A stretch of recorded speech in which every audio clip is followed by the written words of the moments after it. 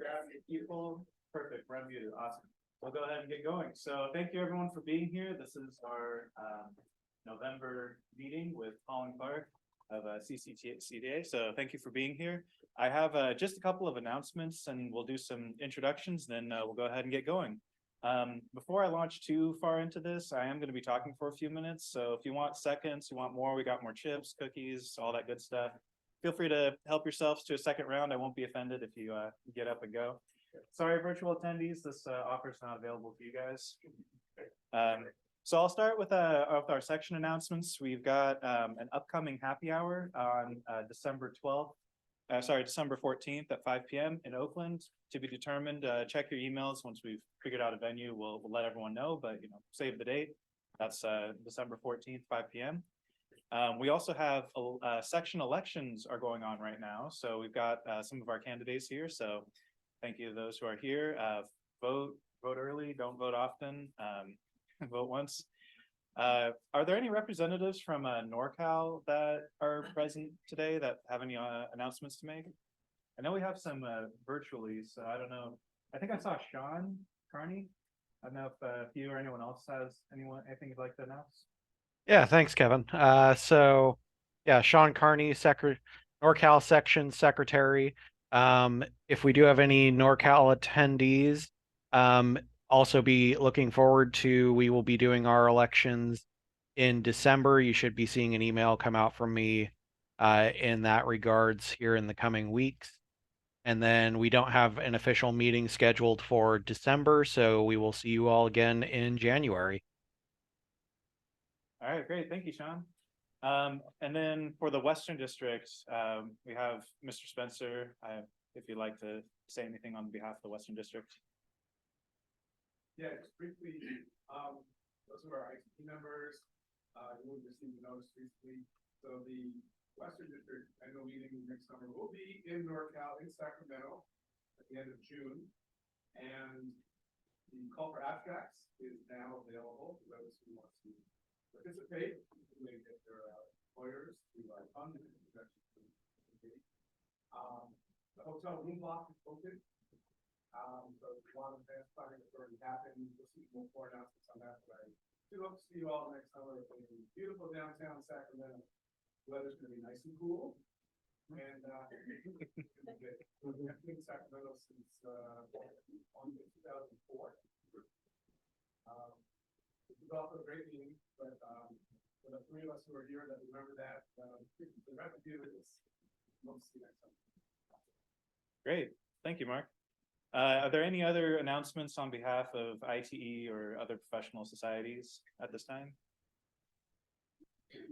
Hearing none, so we should go ahead and do a quick round of introductions. So we'll just we'll snake our way back and forth on each row, and then we'll do our virtual attendees. So if you could just say your name, where you work, and if you have any affiliations with the section or the ITE at all, feel free to give those as well. So I'll start. Hey everyone, I'm Kevin. I work with W-Trans in Oakland, and I'm the current section president.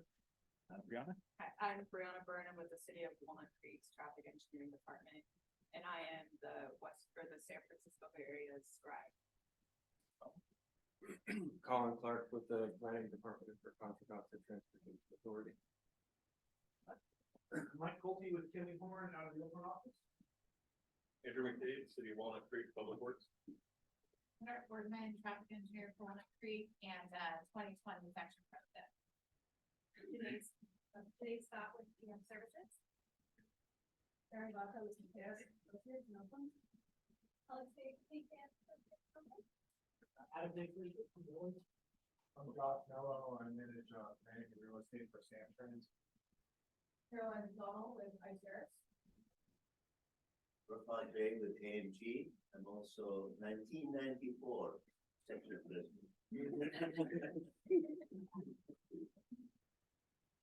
Maurice and traffic engineer for Contra Costa Transportation Authority.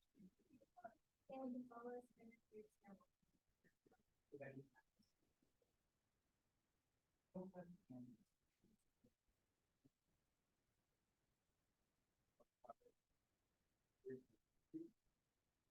Hagan, Boston Baumgartner Associates, past president of this section, halfway between the Fox term and Hey, my name's John Pearson. I'm with CT West. Mark Spencer with W-Trans in Oakland, past president of the section in 2003. And currently Western District Vice International Director. Colin Clarke, Bart, past president, I think it was 2011, 2012. Radius, retired. You want to take all the way working or the continue for retirement? Also past president, 2000, current past president, council, chair for the board. Henry Hempel, and DP, also the Western District.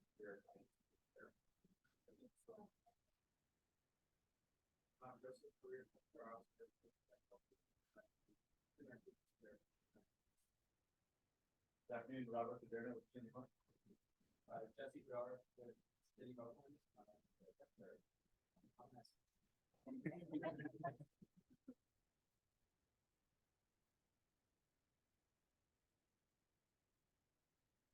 Don't shoot with Western Pacific and Iowa, San Diego. Not gonna be a force in Iowa. Did we miss anyone who's here physically today? So I think we'll go in order here of who is on our list. So I see Mickey McDaniel is first. Hello, Mickey McDaniel, Principal Planner at Sacramento County Department of Transportation. I am a member. Thank you. Eric DeGuzman.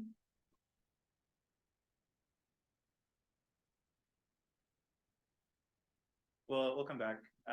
Matthew Darrow. Yeah, this is Matt Darrow. I am the Chief of Planning and Programs at Sacramento County Department of Transportation. And I'm a past, kind of a decade and a half past president of the NorCal section. Great to have you. Anna Highsmith. Hi, I'm Anna Highsmith, TJ Cam in the San Jose office. BH.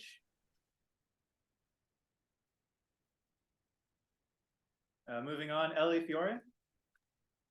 Good afternoon, I'm Ellie Fiore with Tool Design Group, and I'm the Oakland Office Director and an ITE member. Thank you. Gordon. Gordon Lum, Traffic Engineer, Wildan Engineering, ITE Fellow. Lindell Price.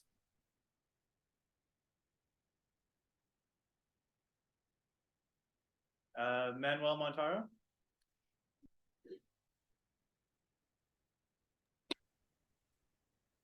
Good afternoon. Oh, sorry, a little late on that. Good afternoon, Manuel Montero, also with TJKM out of the San Jose office. I'm a traffic engineer. Sean Carney. Sean Carney, DKS Associates and NorCal Section Secretary. Stanley Price. Well, at this time, some of the names are jumping around, so if I missed your name or you had a chance to jump in, please feel free to call out.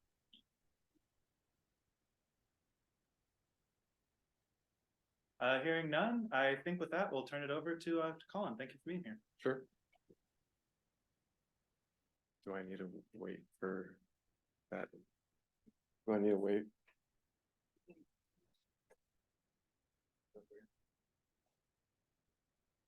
Don't make this hard.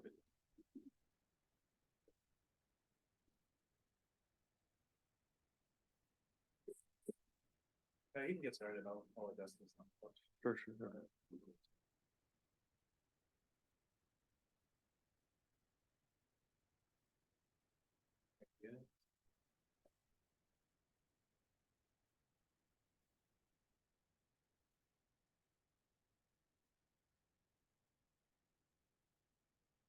You want to stand up? I don't know. I don't want to screw up the camera if you want me to stand or sit. Okay. Yeah, I'll follow you. Okay. Well,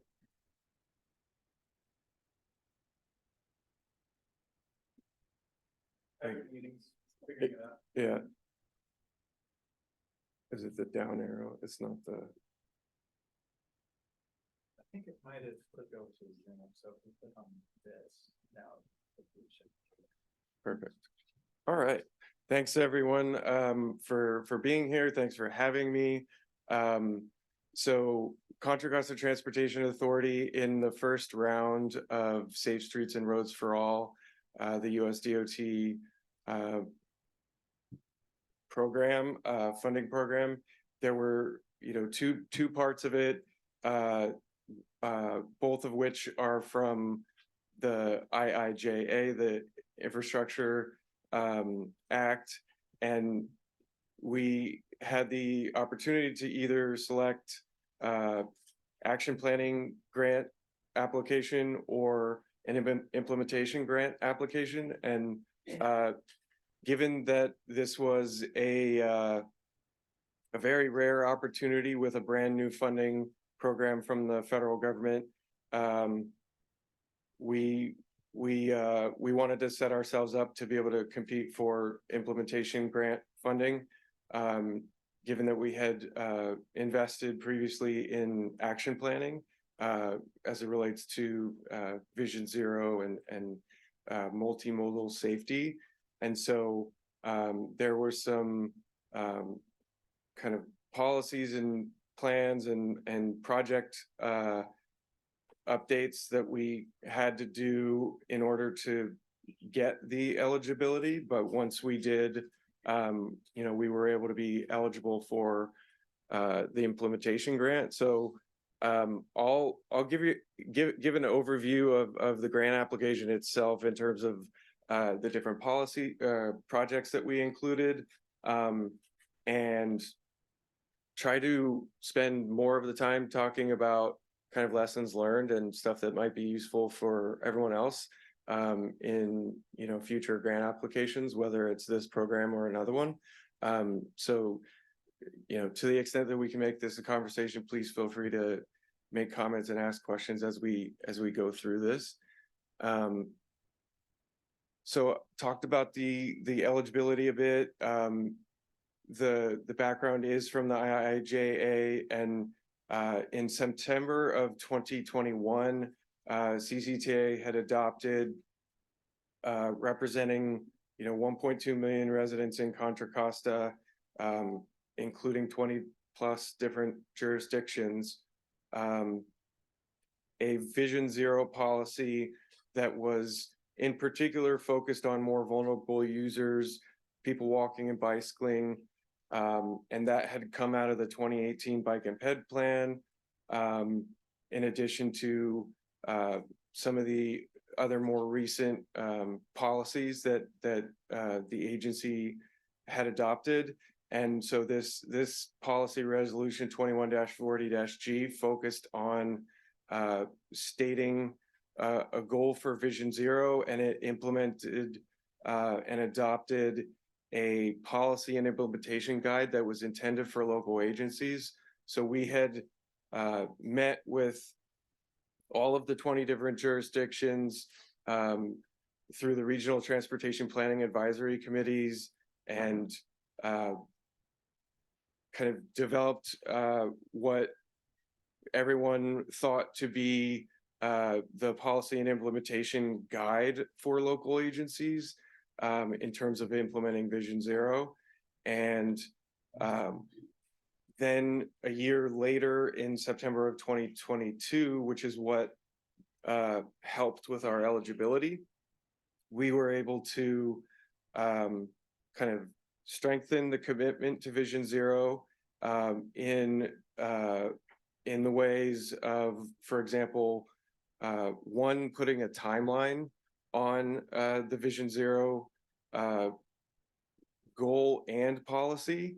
And a lot of jurisdictions have had some hesitancy in terms of, and I'm talking nationally, in terms of being able to adopt a Vision Zero.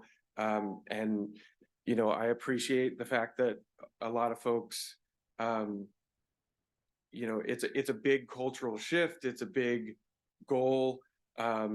but it is not an impossible task. It has been done in other places globally, and even in the United States in places like Hoboken, New Jersey. And so with this most recent policy update, we were able to put the timeline on it, strengthen the commitment through a Vision Zero working group, which is countywide and representative of all the different jurisdictions, but including, importantly, public health perspective, and someone from the Contra Costa Health Services Department, in addition to UC Berkeley Safe Track. And so, you know, experts in academic research and the data side of things, and also kind of this, you know, solutions, in towards kind of meaningfully reducing and eliminating fatalities and severe injuries.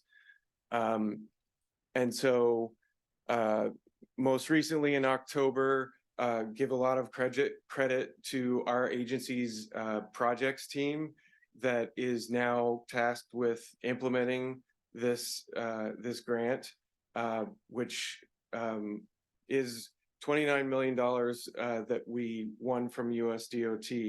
And so there's 4 different jurisdictions across 5 different projects. So there's 1 in every subregion of the county. And so that, I think that's some of the reason why you know, the DOT had seen this as a good project in terms of you know, showing that you can have jurisdictions work together toward a common goal. And one of the things we've been continuing to talk more about is this idea of, you know, what if there's certain public works departments in some jurisdictions that want to become specialists or gain expertise in certain project types from the Vision Zero toolbox, and then have other agencies become specialists in other areas. And then, you know, those agencies can choose to be the lead applicant on certain project scopes, project types, and, you know, other jurisdictions can benefit. So anyways, in terms of the implementation timeline, it has the funds have to be spent within 5 years. All right. The idea is that we have to show, you know, You can show that we you know, we can build this project across all these jurisdictions in the timeline that the federal government wants. And so I'll do a quick few, I'll kind of zoom through the project summaries, but at least the slides are there if you're interested in it some more. Oh yeah, that's okay. But some of the project objectives were, and still are, moving toward the elimination of fatalities and severe injuries. In particular, CCTA adopted 2034 as the timeline. Caltrans has adopted 2050 as a timeline. And some of our local agencies have adopted kind of different dates. But 0 is obviously the goal. You know, the whole idea of Vision Zero and safe systems, for those that may not know, is that the whole intent is that, you know, these are preventable fatalities, these are preventable severe injuries, and it's a shared responsibility across all different disciplines, including physical infrastructure, in terms of reducing speeds and reducing the possibility of you know, having the penalty of a human error, which through this safe systems approach we acknowledge is inevitable. Human errors are inevitable, and so we have to design for those in order to avoid the penalty death or a severe injury, because that's, just not, no one deserves that. That's the idea. And so the project improves multimodal safety with a focus on bicycling and walking. One of the main points too was to try to reduce the administrative burden on our local agencies. And so, accepting and using federal funds is an administrative burden from the perspective of a number of our agencies. And so whatever CCTA can do to help ease that burden in terms of centralizing that administrative function to help local agencies, that was one of the driving goals. But also still allowing for the idea of, these are local agency projects. And so allowing them to lead the way on, the scoping and the design issues. So just quick overview, here in the room, the project totals are covered, but it's overall $29 million grant, and that's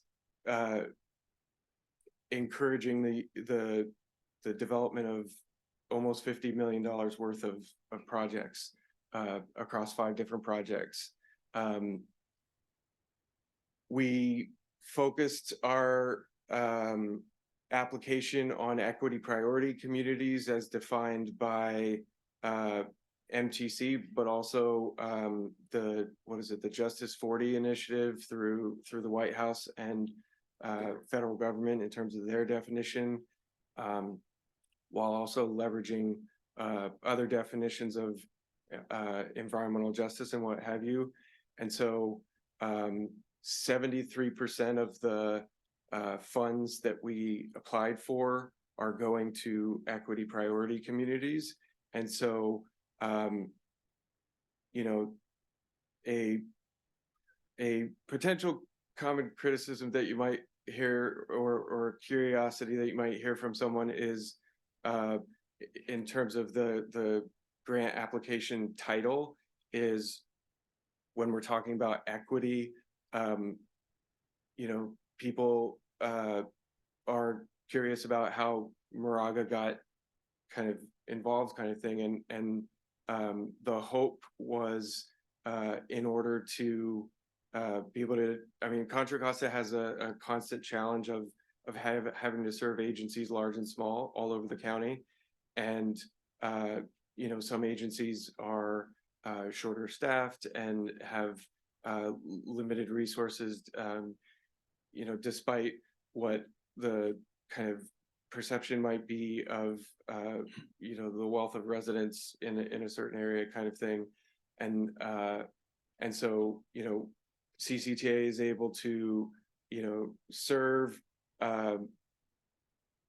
Antioch, El Cerrito, and others in terms of having 73% of funds go towards equity priority communities, while also bringing along some of our other agencies that might not necessarily meet that criteria. However, you still have workers of all types that maybe they don't live there income wise or otherwise, but they may work there. And there's a number of other massive benefits, including priority development areas, local higher education, and all kinds of other benefits that this project is, these different projects are going to benefit. There's also a transit component to this. Cool. So the El Cerrito project is a complete streets project on Richmond Street. Just whizzing through this real quickly because I want to go to the lessons learned, and maybe have some questions.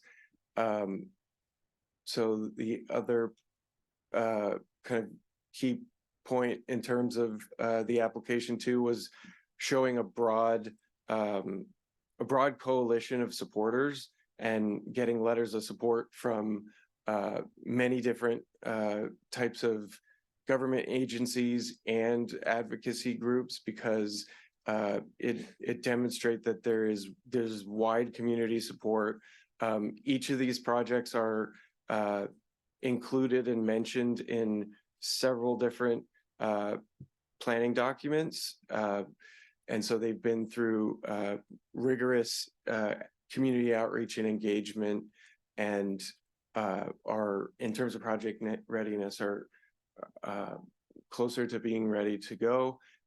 One of the projects was an East Bay Regional Park District project. One of the interesting things about this agency, it's the largest park system in the country, and it has a large trail system, but given that it's not necessarily, the standard city, town, Caltrans type jurisdiction, there's only certain funding sources that they may be eligible to compete for. So this was a big opportunity to be able to address some trail projects in an area defined as an equity priority area, in unincorporated county included.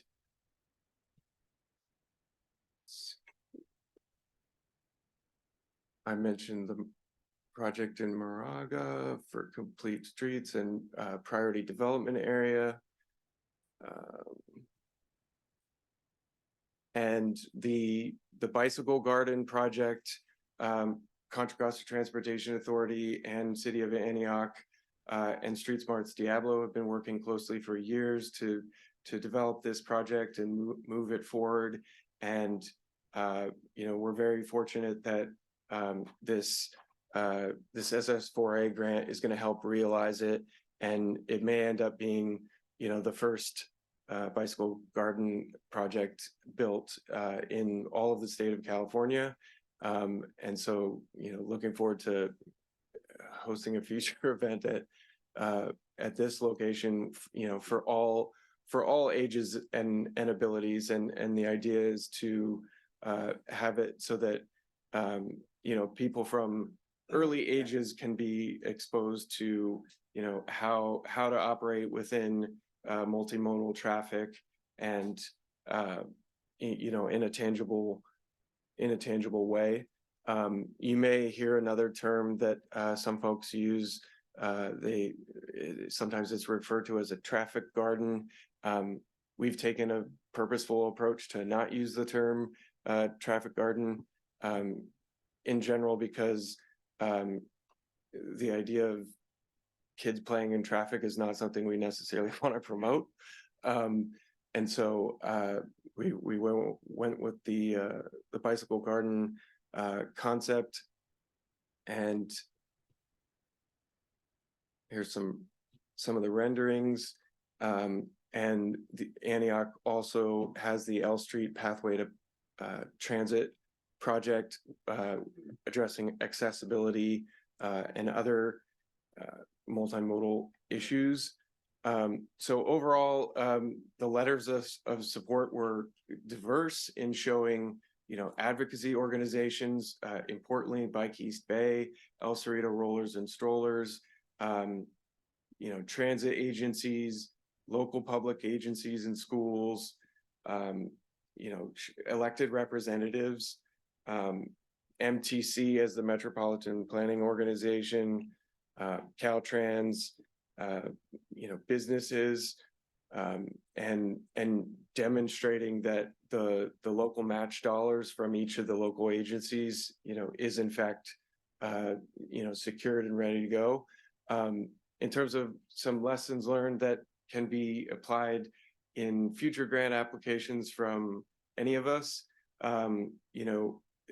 we've continued to kind of add to this list of ideas in terms of lessons learned. But one of the issues that has taken some, working through is that cities have to be able to cover costs that exceed the amount that was estimated at the time of grant application. So as I'm sure a lot of you have been, dealing with, is it's not just the, large percentage of inflation and other kind of cost of living adjustments, but the cost of labor and materials, continues to increase, in particular in the Bay Area. And so just working with our cities to make sure that the cost estimates are within range. Lesson learned also in terms of eliminating financial risk on the different agencies, in particular as it relates to future cost increases, ensuring the project management cost is covered. One of the, our project team has worked really hard with the Federal Highway Administration and US DOT to kind of pave this new path that it sounds like hasn't been done before, in terms of having multiple different jurisdictions all represented within the same grant application.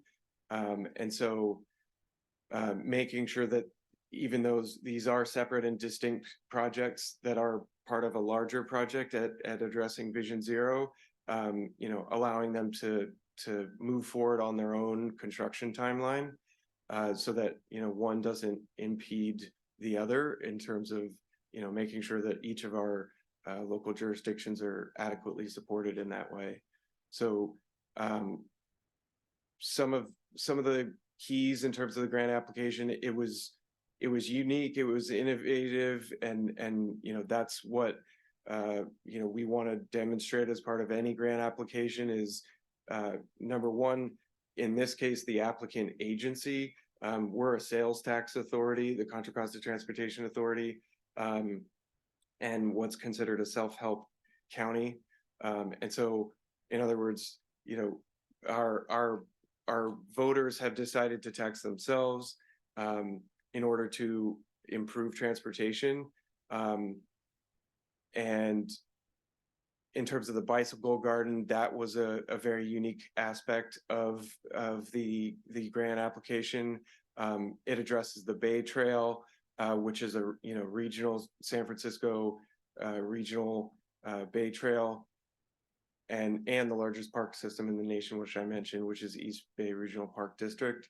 The project is scalable and replicable. So the more that we can demonstrate with future grant applications, the more competitive they'll be.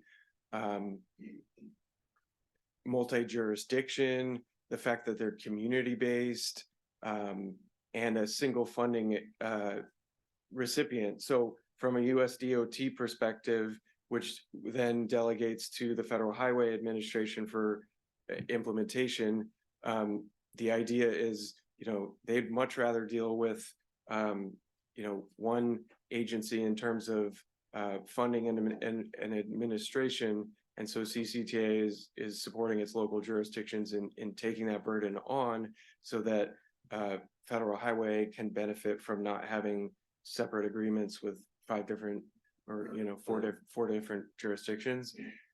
And also you're demonstrating that there's partnerships across each of these agencies. Federal government funds like to be the last one in, so to speak, in terms of projects getting, leveraging funds from other sources. And as you may know, in terms of the local match that's required, in this case, 20%, federal match dollars are not eligible to serve as local match. And so, but you can use state funds. And that's in part some of the funds that we've leveraged as part of this multi-jurisdiction project. The grant portion toward equity priority communities, as I mentioned, is more than 73%. and addresses priority development areas. There's demonstrating in terms of the scope for the federal government perspective, being able to see that transit's in the scope, rail, multimodal, and so and also trails to kind of demonstrate nationally that just because the name of the program is Streets and Roads doesn't necessarily mean that we can't also address trails. Project readiness is a big one in terms of putting together grant applications, and it's kind of beneficial to try to identify projects that don't need additional acquisition of private property, for example, to contribute to the public right of way. The planning and the outreach really has been demonstrated, the letters of support. I think in our case, environmental review was not completed for all of the projects. So, we're able to show that, you can use these funds also for, environmental design and construction to get the project built. But I think in future grant applications, especially being able to leverage things like Senate Bill 922 law, which allows environmental streamlining of CEQA and what have you, helps projects be ready to go, if and when you're successful with the grant application, and showing that in our case, CCTA has a very good track record on past performance when it comes to constructing projects. We mentioned the match percentage, also including things like bike detection via smart signals, and demonstrating that all of these other investments that have been made, whether it's in planning or design or construction, will be complemented by this project if it were to get funded. Submitting the application kind of regardless of KSI rates. So this is the idea of safe systems approach and how there's, a reactive approach toward collision data versus a more proactive approach using the safe systems approach. So, slowly but surely, we're working with our agencies to shift more toward a more proactive, and the idea of not being on the map, so to speak, in terms of the high injury network and those corridors being identified. It's not necessarily mandatory that this 5 years of data versus that 5 years of data, both happen to identify that, a particular street segment.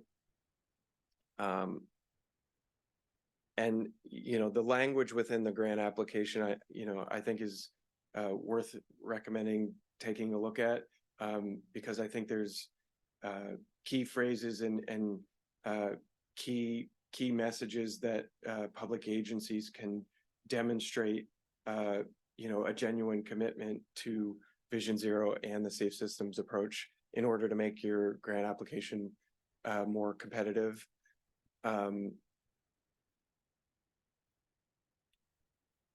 So including these examples, so preventable instead of inevitable, people that lack the physical protection given to the occupants inside vehicles, communities that traditionally have been underserved or neglected, and also disproportionately and inequitably account for a large percentage of crashes, and the pattern of crashes from multiple different data sets have shown similar patterns, and these projects are specifically designed to address these specific patterns.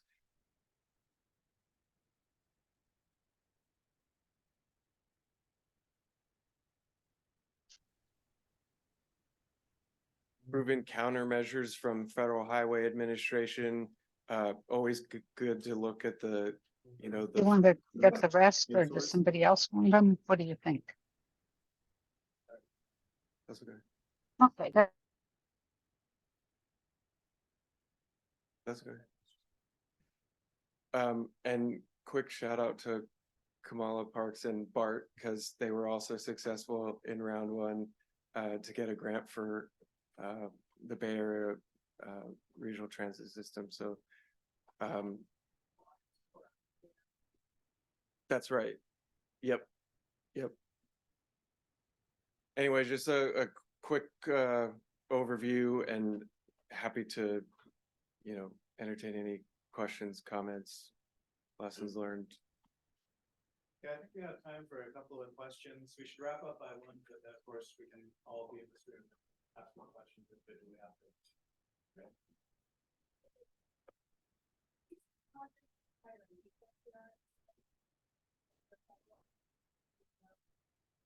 Yeah. Yes.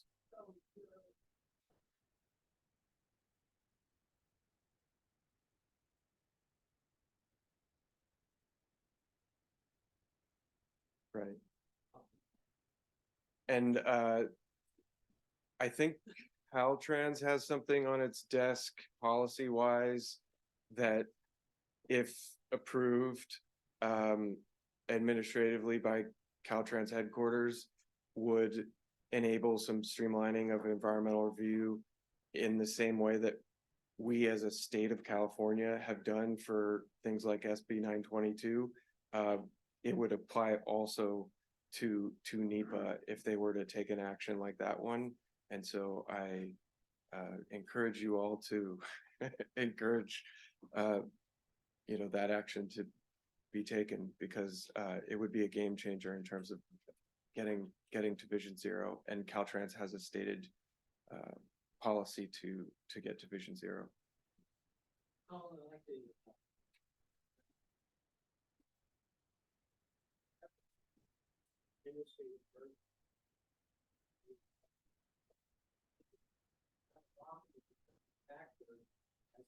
yeah, it's grant money, but we can't afford to do who knows that. The other thing that we work for with grant projects, as a local agency, it's all great project. Okay, we do the administrative, when we implement it, how are we going to maintain it? And CCTA look at a long-term picture as to whether a local agency can maintain the project or not, or are they looking to provide future funding to facilitate?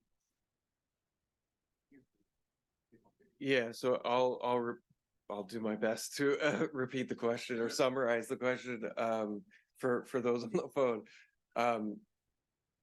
So the idea is actually, do you want? What is CCTA doing to help agencies do long-term maintenance for projects? Right. Taking that into consideration. So for those on the phone, basically maintenance, life cycle, long-term view of once the project is built, how it's going to be operated and maintained. And so in requesting from local agencies their priorities in terms of proposed projects, we did mention within the program policy life cycle cost analysis and the ability to demonstrate operations and maintenance being considered.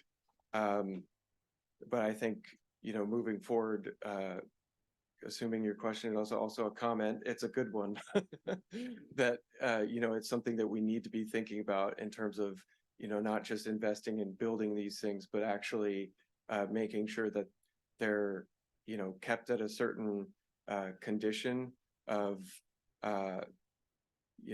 not just functionality and usability, but in a way that people actually want to be using these facilities for the long term. So appreciate the comment and the question. In the interest of fairness, please take that question for virtual attendees. Yeah. We might need to follow it. Sure. So Lindell Price asks, earlier this week on NPR, I heard a report that narrow lanes and traffic lanes are safer. Is street and lane narrowing being used in these projects? So I'd have to dig really into the scope. I want to say yes. In particular, one of the projects that comes to mind is the East Bay Regional Park District project, and I want to say that one does include narrowing lane widths. So yeah, appreciate you bringing up the point. Well, like I said, we've hit 1 o'clock, so I think we're gonna go ahead and call this meeting. I just wanted to thank everyone for being here. If you have more questions, I'm assuming you have a few minutes to hang out. Sure. We'll be here individually. Thank you everyone for being here. Thank you, Brianna, for setting up the audio and everything for the rooms, Madara and the city for providing the room and having us be here. Charmin for ordering the food, everything. And so with that, I think we conclude for today. Thank you, everyone. And thank you, Colin. Yeah.